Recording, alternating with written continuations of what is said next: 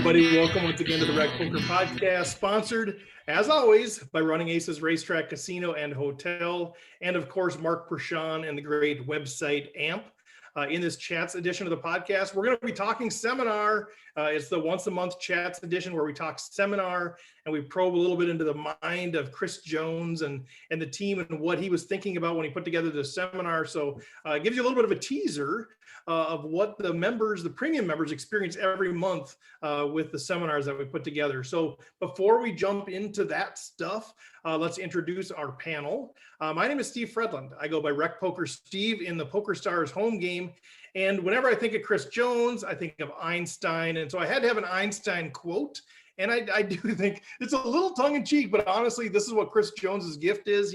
Einstein said, if you can't explain it simply, you don't understand it well enough. Nice.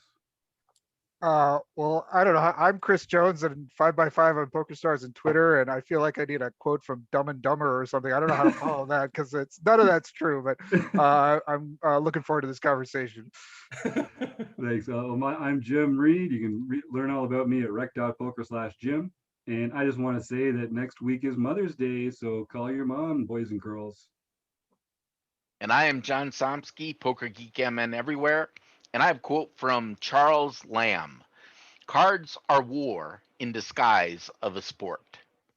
Oh, you know, does anybody else ever have the question when John says he's Poker Geek MN everywhere? Does that mean like at family reunions? And do you think they call him Poker Geek MN? Like they definitely do. I think they do for sure. Oh yeah, when I go to the doctor's office, that's how Poker Geek MN, please come. You need your shot. Come out with the clipboard. Is this right? Poker Geek MN. Yeah. And I've actually, last year I tried to even submit my taxes with that name, and I got it returned saying they didn't know who that was. Oh. And I said, "How dare you not know who Poker Geek MN is?" But disrespect. And the IRS loves jokes like that. They love it. They have total sense of humor all the time. It's like it's just the right situation to do that. Yep. The IRS, is that like the American CRA or something? Yeah, I mean, it's something like that. Cool. What's the CRA? Never heard of the Canada Revenue Agency, sir. Yeah. Oh, okay. Is that so? That's where you send all of your acorns in. Yeah, some of us prefer the Acorn Exchange, but you can send it right to the CRA if you like. Yeah. Okay. And the fur pelts, that's where everything goes. Exactly. Well, we're gonna talk more at the end of the thing about sort of what's going on in the rec poker community. I did want to tease one thing out because I've got to jump off here early. But some of you may have seen on Twitter and Facebook. It's 7 days after I posted this, but our merchandise is in. For those of you who don't know, we order merch twice a year. Just because we try to keep the cost down, and that's the way we can do it is order it in bulk. So every spring, every fall, we order merchandise. It has arrived. If you're watching it on video, it's right behind me now. Jim's showing off a couple of his shirts that he's got. But we got some great color stuff going on out there. So anyway, if you're listening to this now, you probably received it in the mail by now. But you're getting the merch, but also we send out the pins at the same time. And just so you guys know, so we had about 50 merchandise items ordered this time, but the pins are going out. They're flying off the shelf. We've had a total of, since we started doing this, 215 pins have been earned, 200 bronze, 14 silver, and I'm sending out about 70 of those as part of this thing. So if you don't know about the merch, if you don't know about the pins, get connected. It's sort of a fun thing. So pretty sweet deal there. But we'll talk more about the other community happenings as we go. But here we got the great one. We got the Einstein in the house, Mr. Jones, who keeps shaking his head because he's I know, but Jonesy able to take these complicated things and so let's turn it over to you a little bit and talk about what's going on with the seminar. What do you want to talk about, man? Well, I mean, so the last seminar we had was about turns and rivers, and we can talk a little bit about that. I think we had a really good conversation.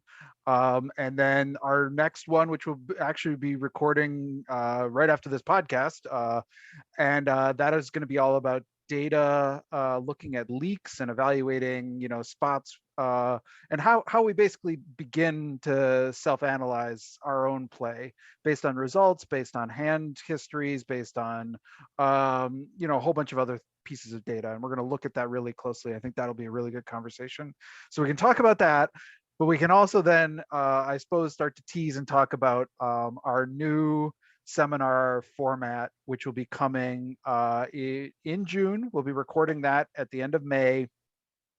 And I am so excited about it. I think it's going to be really different. It's going to be pretty novel in terms of, I think, poker training. We're going to invite our members. I think we're going to be able to have, we're partnering with a company called Poker Now. Samuel, the founder of that, is Brazilian, and he's going to be on the Rec Poker podcast. I forget when, but sometime soon. And we've had conversations with him. He's great. And basically he's created this thing called Poker Now, which it's a pretty much a standard like poker table, game.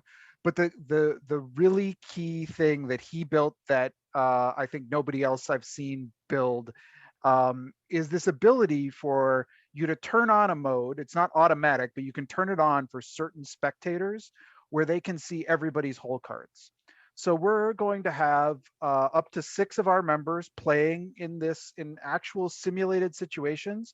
We're going to plant a couple of core team members and give them some special secret instructions based on those situations. So for instance, our first one we're going to run are going to be satellites, and they're going to get some special situations based on types of play that we see in satellites. And I'm not going to reveal what that is, but they're going to be sort of the flies in the ointment a little in these scenarios. Like you might think that you're playing against, Jim Reed or Taylor Moss or whatever, but you're really going to be playing against them with this sort of like code of instructions, like play like a maniac or do something, right? And the whole table is going to have to react to that. And then we're going to have conversations. We're going to have people being able, our core team to be able to commentate on the play, and we're going to come back with those members and talk about everything that happens.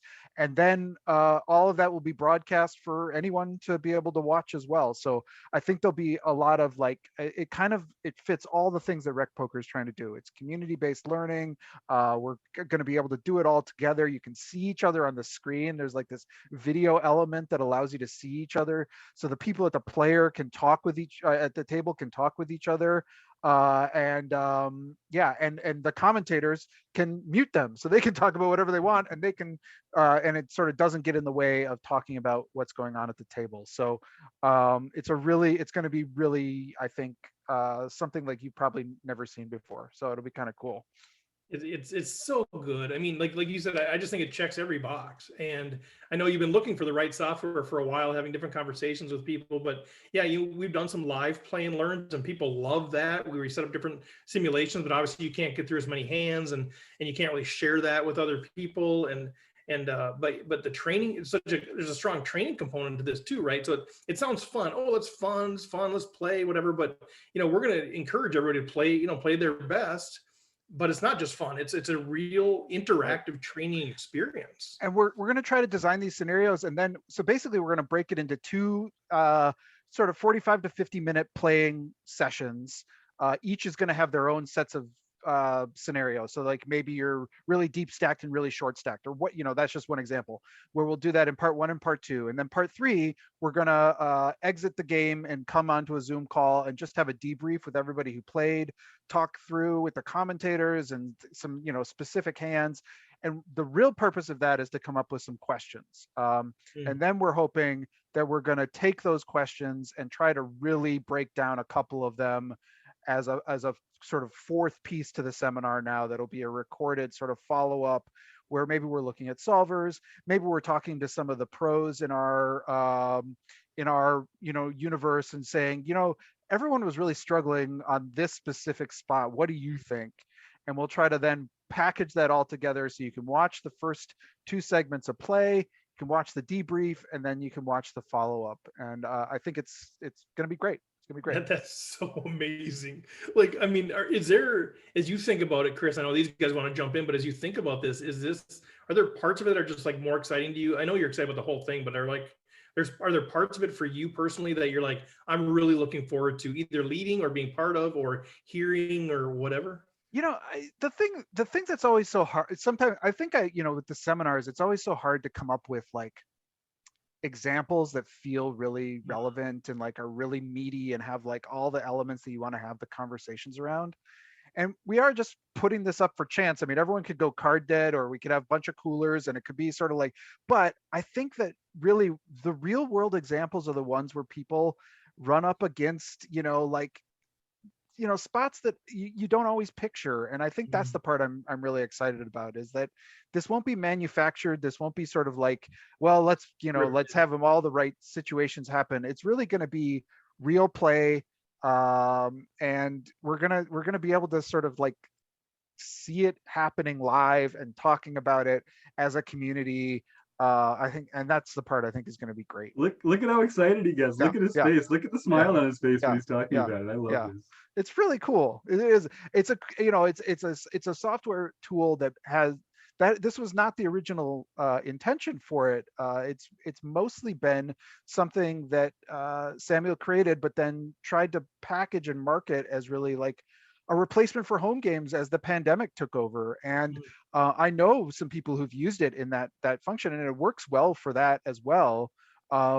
But the fact that like there were often people who got knocked out of like a home game could then, and he turned on this functionality, not thinking of it as like a training idea, but like people who got knocked out of a home game could then watch their friends play and see all the hole cards, and it got so they could do that in their home game setting, and that was exciting to them. But I don't think he even thought about it as a training tool, but it is such an amazing, valuable tool to be able to do that. As we saw with Marek Madness, it's really tricky to patch together people's hole cards. It is. And this just does it right there for you. So it's pretty amazing. And time consuming. I know the editor, and it is a little time consuming. And I've done that or my editor's done that with 8 or 9 people, where you're trying to, this just does it. And I think that was interesting. Like, I think you approached Samuel, and I think even, he was asking what the use case is. And I think as you presented this, I think he was like, oh, that's a really good use case. So that's pretty cool. I guess another question I have is like, how are you going to choose who gets in this thing? Like, I know you put something on Discord, and a number of people are like me, pick me. And so do you have any plans yet? Or if people are listening going, I'd like to do that, what are the constraints? Is it premium members only? So right now we're limiting it to premium members. And I'm going to punt on that one as to how we're choosing, because I think Jim is managing that process. I'm going to ask Jim, nice, yes. How are we choosing who actually gets to be part of this table, Jim? Great question, Chris. Well, we want as many premium members as possible to be able to participate. So there are a few technical requirements, but basically, if you can make it free on this night, we're going to try and fit you in. So we are going to do this more. We're going to try and switch to this going forward. So I've already put a call out in the forums at rec.poker. There is a forum in the group just for the monthly seminar talking about who wants to sign up for this one or for the month after that. Just put your name down there, and we'll make sure that you've got what you need on the technical side of things, and then come and join the party. It's going to be a lot of fun. Mm-hmm. I'm like absurdly excited about it. And ultimately, I think one of our goals for the first one, I think we're going to just record it and then post it on the site. But we do think there's a potential down the road. I want to get the actual logistics and make sure everything's running smoothly before we launch into the second part of this. But I do think there's the potential to actually stream this on a delay. So to an audience, so not only if you're not participating, you could actually watch it live versus watching the recorded version, which won't come out for a little while until we get it all packaged and built together. So that's our ultimate goal. I don't think we'll have that for the first time, though. I think we're going to just try to get this thing running smoothly and then get to the streaming part of it. So anyway. Jim, do you have a place for people to send bribes to get in, or? That's right. You can send your Grolsch vouchers to Jim at rec.poker. You'll find me very open-minded there. Absolutely. I believe they do an e-voucher. Well, I know. So if people want to get in, there's a post in the forums. There is something on Discord. So hopefully you guys, I know there's at least a half a dozen folks out there, including one of our favorites, Troy Chapman, who says, I'm keen as well. So that must be an Australian thing. But, a lot of interest. So yeah. And if you don't know how to apply or whatever, get a hold of Jim or I, and we'll connect you there. But That's pretty cool to engage that many people. So there's a limited number of people that can participate in the table itself. Then there's sort of the commentary that's going on there. For people that aren't selected, at least this month, to be part of that, what is their engagement? So they can obviously watch the seminar after. Can they, are they invited to be part of where the commentary is happening, or is that a different, separately recorded thing? No, part of the reason that we think we might need to ultimately stream this is because, I mean, Poker Now was never really designed to be like a gathering piece with like a really large audience. It was really designed so that the people who were playing and got knocked out had a place to watch, right? So I worry about its capacity if we start filling the spectator. So that would be why we would stream it. But I think, you know, what we will do is, you know, for this first run, I think we're going to just try to record everything. But I think ultimately what I would like to do is stream the first 2 table segments and then invite anybody who's a premium member to come to that debrief, which will help us form questions that we can then send that fourth piece, which has like all the follow-up and so bear with us as we kind of figure those pieces out first. I want to test out some streaming stuff, and I know Taylor's streamed a lot of things, so I'd like to talk to him a little bit about what he recommends for that as well. But you know, I think we'll figure that piece out as we go. Yeah, nice. And I know premium members can also continue their learning on that subject in the monthly study group that'll be based around that subject matter every month. And of course, we're always throwing new ideas and concepts into the forums there. And some of these groups are based around the learning stuff that mostly that Chris puts together here at rec.poker. Some of those groups, you know, if you're a premium member, you can join there, and there's a ton of material available there in the archive and in the comments, and people upload, you know, charts and graphs and PDFs and stuff. So there's a lot of great resources there for premium members. Yeah, for sure. So yeah, that's the thing. Different learning styles for different people. But this is great, I mean, because you've already built like the seminar over all of these years and months. So there's some great foundational and even some advanced stuff that's already in those seminars. So now let's say, all right, let's apply some of that. Yeah. And if the beauty is you can kind of watch us, engage with this. But if you're a newer player and you're going, boy, what are they talking about? I don't really get that. Well, if you're a premium member, you're watching that. Now you go back and you start watching the seminars and the book studies and all of this kind of stuff. So I think you've done such a great job of charting a path, which is what you wanted to do, to equip people to play bigger tournaments than what they're currently doing. And now this is an opportunity really to apply it and to learn in the context of dialogue and community and engagement. So I just think it's a fantastic solution. So I'm going to switch gears a little bit. I'm going to jump off here pretty quick, but I know we do want to touch a little bit on the 2 actual seminars. I know the excitement for this thing is building, but maybe you know, for just to get the conversation started, the Turns and Rivers seminar that was done. Did anything surprise you out of that? I know I love that question because, you know, you're putting it together. You've got a strategy. You've got a perspective on how you're going to do it, but often there's aha moments that sort of emerge out of it. Yeah, I mean, I think the thing that was maybe the most surprising to me was really thinking about, you know, I'm a big person who thinks about bet sizing a lot. I try to when I look at spots that I didn't know the answer to, I try to think about solver and that kind of thing. And I think you know, bet sizing is something that I am really comfortable thinking about on flops and rivers, but I was realizing that on turns I really had sort of a one size fit all standard practice, and some of the materials I was reading was talking about how turns are some of the actual places where we can make some of the most kind of divergent practices in terms of bet sizing. And that was something that I realized in my own game that I needed to think about more. And so that was one of the things that we talked through in the seminar. We talked through both really common turn mistakes and really common river mistakes that we see a lot of players making.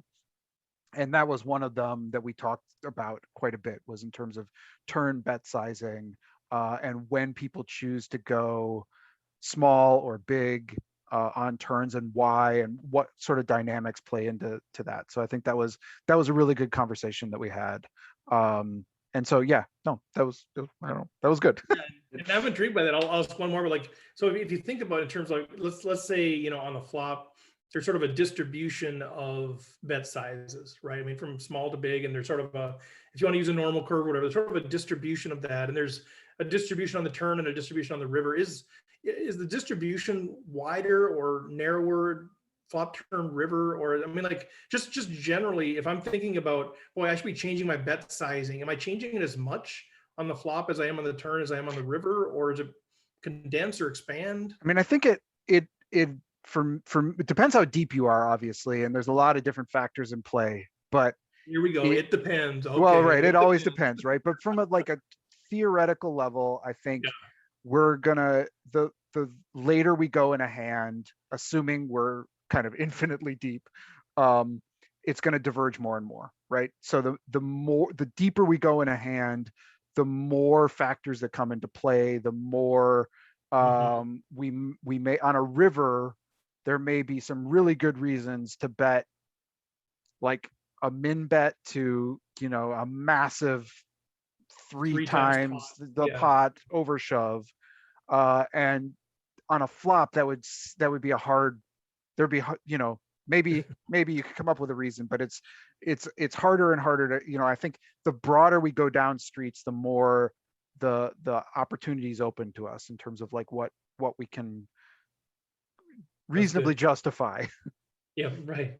Oh, that's good. Okay, well, thanks, man. I'm going to jump Yeah. on. You guys take it home, but yeah, I'm excited to hear kind of what you say about the data and leaks thing too, because we have had some interesting new developments. And I don't know if it's a result of some of the conversations you guys have had or with Taylor, but you know, people have started emailing a little bit more saying, "Hey, you guys do a database review? Can somebody look at my hands?" You know, the value of data and finding leaks that way, I think, is an interesting topic too. So I'll hang up there. But yeah, thanks, guys. Take it home. Yeah, thanks, Steve. Yeah, and I mean, I guess we can just chat about this seminar that we're going to be recording tonight. I think is one of the ones that I really was excited to build, because it's something that I think that every player at every level can continue to learn better practices for their sort of like how they self-evaluate. Because I think it's one of those things that, like, even especially rec players who say, I want to take this more seriously, I want to get better at this, and then somebody's like, oh well, what you need to do is you need to get Poker Tracker 4, or you need to get Hold'em Manager 3, or forget, I use Poker Tracker, so I can't remember what number they're on, but you need to get one of those. And okay, I'll do that, and you need to track your results. Okay, I'll do that. But there's really very little out there about, like, okay, I got all these results, am I any good? Am I doing the right thing? How do I know? And that is much harder information. Everyone will tell you to track your results, to track your hands, to go back and study, to review, to look at your database, to look at your numbers, make sure you're doing the right things. But finding out what those are, and then actually thinking about, okay, well, there's this whole paradigm, but does it fit my game? And what do I want my numbers to be at? Is a much harder practice. And that's the part I think I'm really excited to talk about, because I think it's an important skill if you want to improve as a rec player. I think it's one of the most fundamental things that you can possibly do. But I think it's often something that people are like, I'd like to do that, but I don't know how. Yeah, and I think it's one of those things that it makes you better at poker every time you practice it. And you can shine the light on your opponents to find leaks in them, or you can shine the light on yourself to find leaks in yourself. But that kind of, it's like hand ranging. Like every time you do it, you become better as a poker player. And it's just something, especially recreational players like us, we have some real low hanging fruit that we can pluck with some of this real easy stuff like this. And I think whether it's a database analysis, a hand history, just talking about concepts with a group of friends and finding, well, maybe we've got some blind spots here or something. Anytime that you're looking for ways to improve, you're becoming better as a poker player. So that's great. Yeah. This one really took. I feel like I say this every month, but last month was post flop lines, and this month was turns and rivers specifically. And I just really like the way you layer in some of the theory, so that we're really building on this foundation as our premium members come along with us through these seminars. They're really kind of just learning the building blocks of this strategy that they then get to build higher and higher. So I mean, yeah, it's.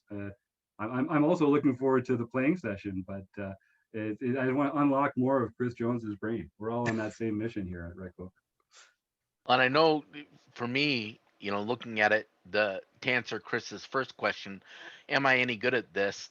For me, the answer is always no. I'm doing so many things wrong. But there's also a big difference between. I've studied a lot over the years, and conceptually, I can understand and talk about a lot of places. But there's a big difference between that and being able to implement that information at the table. And recently, I've been seeing more of what I know actually making it to my play. Hmm. So, and I think it's just the repetitive nature of us talking about it, talking about the same stuff over and over again, getting it to a point. When you first understand something, your brain has to work at it in order to get it.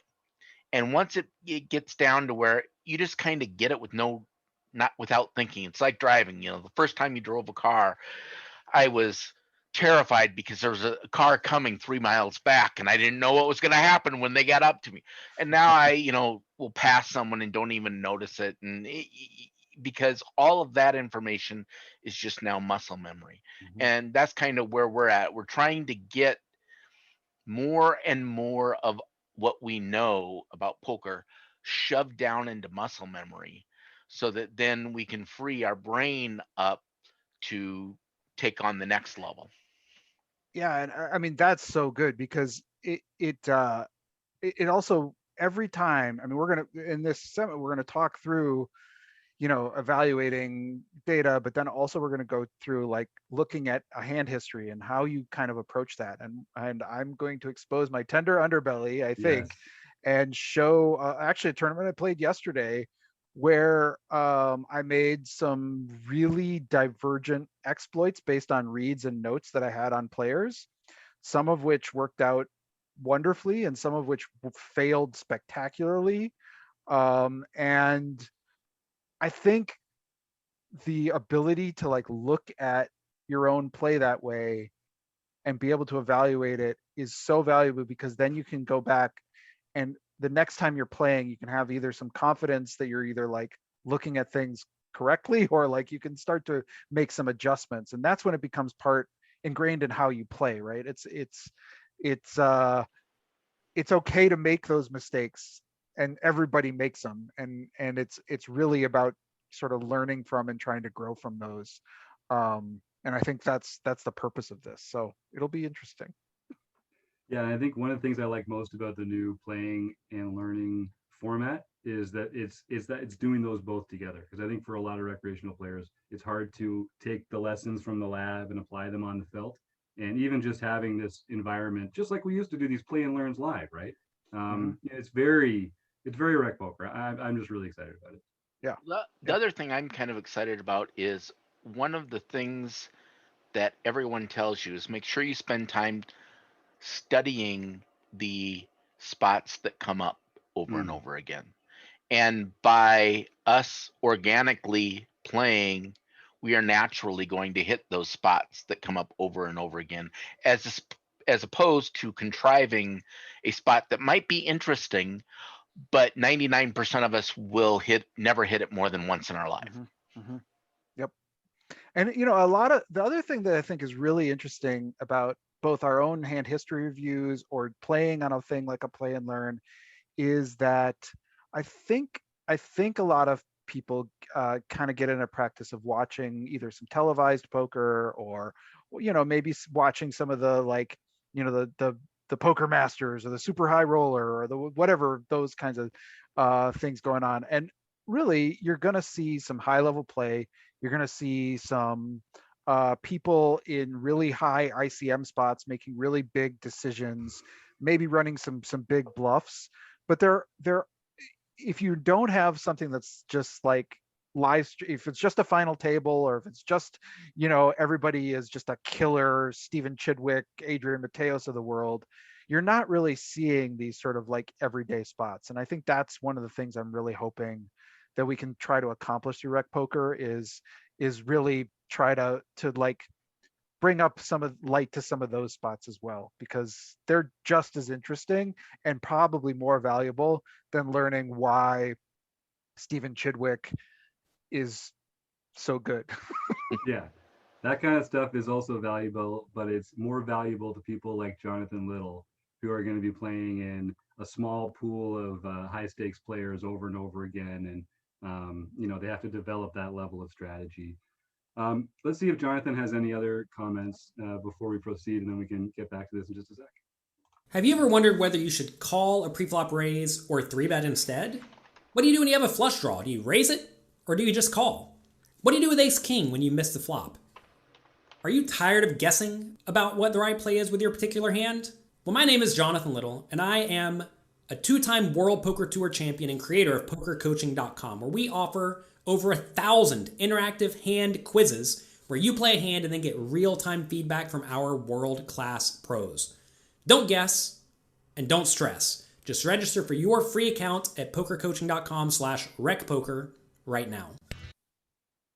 There you go. That was impressive. I mean, you just organically talking about Jonathan Little, and then he just shows up all of a sudden. That was impressive. Steve's not here right now, but he's built an impressive web. He's got quite the network. He's very plugged in. I'm just saying. It's amazing what can happen here at Rec Poker. So seminars are one exciting thing, but as Steve's fond of saying, there's so many exciting things happening in Memberland. John, why don't you start us off with this round of home games? And as you know, when Steve's not here, we're just going to let you talk. We're not going to get in your way at all. This is all you, baby. Enjoy Thank you. I appreciate that a whole lot. Well, first we have our Nothing But Daily series for today. So nightly events. On April 19th, Don't Chase 666. Joseph Armstrong won his second nightly event for the year. Michael Babker, won his first nightly event for the year. Well, I take it back. April 19th was Don't Chase 666 first nightly event. And April 21st was his second nightly event. Wow. Almost back to back. That's not even a name I recognize and won 2 out of 3 nights. So that's I think that's a fairly new new member. A new crusher in the field. Yeah. Right. So, we might need to have a few of the other people like Kekgeek and Magler44 watch out, because you might have some competition here. Not from me, right. But yeah. Then April 22nd, we have Denise Aces. Denise Allen got her. Actually, she defeated 69 other entrants there. So Denise Aces, I just got to say, nice. Very nice. That's her first nightly event for the year. Then we have Diabolique. David Admonson. What? Diabolique, maybe? Could it maybe? Maybe it's the French Canadian in there. Yeah, that's I was just gonna say it's your mandatory French Canadian coming out here. Anyway, they got David got his first nightly event for the year, and then Carl 0621 Carl Anderson got his second nightly event win for the year. Nice. And Carl Anderson's going to be joining us in the online review and hang, because he also made it to the final table of the Tournament of Champions last month. So we're going to be reviewing some of his hands along with everybody else's. I'm excited for that one. Nicely done, Carl. Then in our daily series mixed practice event, Bloop 7 Mark Bloomberg won his first mixed practice event. Nice work, Mark. For the international events, we had ISNNMA Spike. So I don't know how to pronounce Izinma. That's what I'm going with. Izinma. We're calling you Spike. Yeah, Spike. Got his, I assume it's his, although it could be her. I don't know, honestly. First daily or international event.